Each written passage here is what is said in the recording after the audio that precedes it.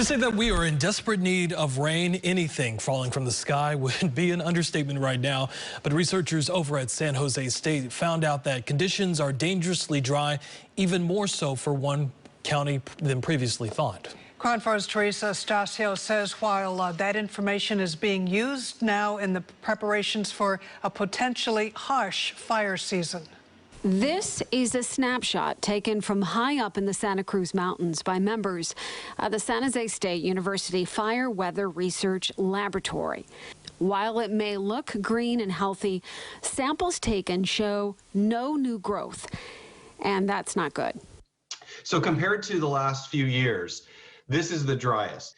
That's a surprise. These plants are stressed.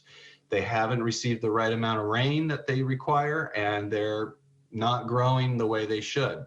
So we can hope that they'll recover some in possibly May, and then that could help us throughout the season. But right now it's looking pretty dire. Professor Craig Clements is the director of the lab, and up on that ridge for the picture. The team conducts various tests and operations like this one, where a truck contains a fire weather profiling system.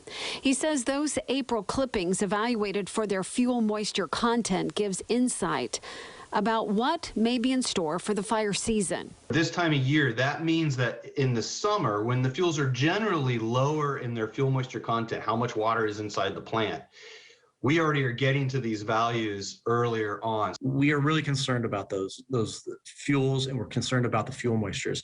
You know, that's a recipe for what we're seeing right now could mimic what we saw last year.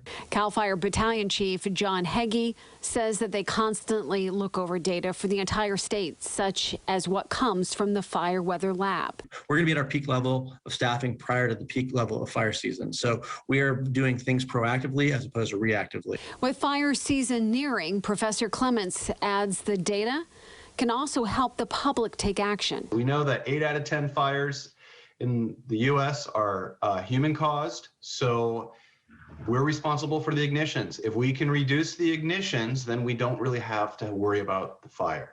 Teresa Stasio, KRON 4 News.